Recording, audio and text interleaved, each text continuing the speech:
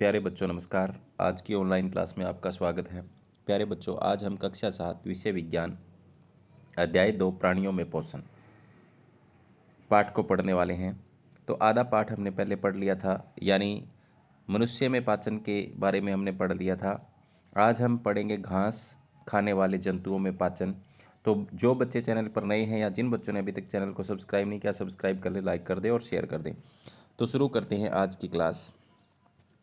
घास खाने वाले जंतुओं में पाचन।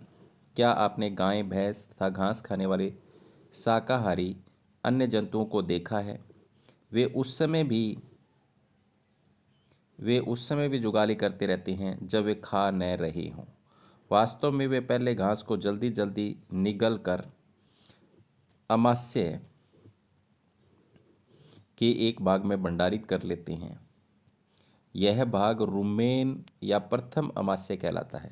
तो आप जुगाली करने वाले यानी घास खाने वाले पशुओं को देखते होंगे, जंतुओं को देखते होंगे, वो क्या करते हैं, जल्दी जल्दी निकलते हैं और अपने अमाशय में भंडारित कर लेते हैं। उसे रुमेन या प्रथम अमाशय कहते हैं। रूमिनेट में अमाशय 4 भागों में बंटा होता है। चित्र 2.9 हम देखेंगे। रुमेन में भोजन का आंशिक पाचन होता है। रुमेन यानी प्रथम जो अमाशय है उसमें भोजन का आंशिक पाचन होता है, जिसे जुगाल या कंड कहते हैं।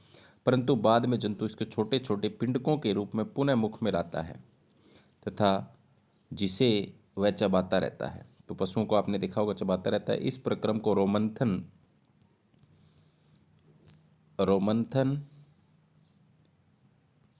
जुगाली करना कहते हैं। इसे क्या कहते हैं? रोमंथन या जुगाली करना था। ऐसे जंतु को रूमिनेट अथवा रोमंथी जंतु कहते हैं। तो आप पहले चित्र को देखें। यहाँ पर रोमंथी जानवर का जो चित्र है वो दिखाया हुआ है। यहाँ पर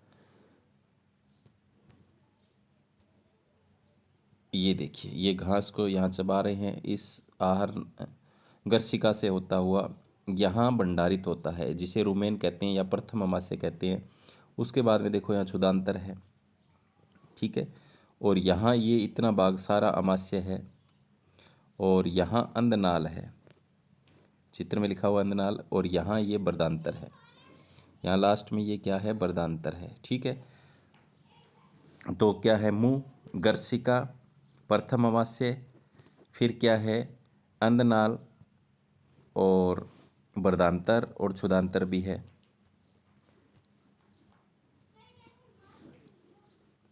तो भोजन को वापस मुंह में ला करके चबाना क्या कहलाता है? जुगाली करना। तो ऐसे जंतु को रोमंथी या रूमिनेट जंतु कहते हैं। घास में सेलुलोज की प्रचुरता होती है। घास में क्या होता है? सेलुलोज की प्रचुरता होती है, जो एक प्रकार का कार्बोहाइड्रेट है। किसी रूमिनेट अथवा रोमंथी पशु, हिरण आदि के रूमेन में सेलुलोज का पाचन करने वाले जीवाणु पाए जाते हैं।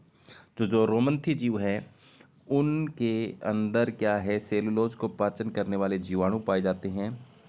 बहुत से जंतु एवं मानव सेलुलोज का पाचन नहीं कर सकते। बहुत से जंतु और मानव सेलुलोज का पाचन नहीं कर सकते। इंपॉर्टेंट है, कौन कर सकते हैं? सिर्फ रोमंथी जीव कर सकते हैं, जिसमें जीवाणु पाए जाते हैं सेलुलोज को पचाने वाले, ठीक है।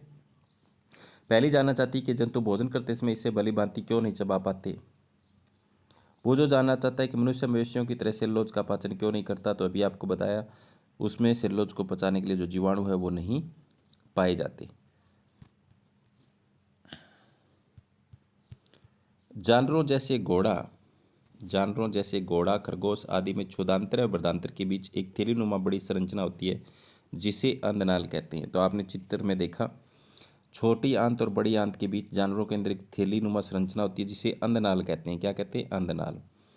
भोजन के सेलुलोज का पाचन यहाँ पर कुछ जीवाणुओं द्वारा किया जाता है। कहाँ पर? अंधनाल के अंदर, जो मनुष्य के आहार नाल में अनुपस्थित होती है। तो अंधनाल जो है वो मनुष्य के आहार में अनुपस्थित होती है। सिर्फ किस में पाई जाती है? रोमंथी जीवों के अंदर पाई जाती है। अब तक आपने उन जंतुओं के विषय में पढ़ा जिनमें पाचन तंत्र पाया जाता है, परंतु ऐसे बहुत से सूक्ष्म प्राणी हैं जिनमें न तो मुख होता है और न ही पाचन तंत्र। फिर भी वे किस प्रकार भोजन का अंतः ग्रहण करते हैं तथा उसका पाचन करते हैं।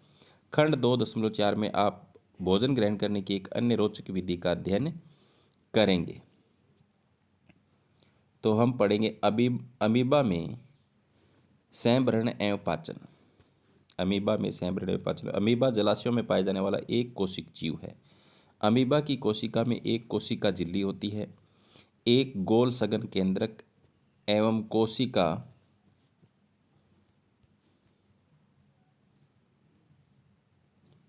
द्रव्य में बुलबुले के समान अनेक धानियां होती हैं। चित्र 2.1 सुने। अमीबा निरंतर अपनी आकृति और स्थिति बदलता रहता है। पहले हम चित्र देख लें।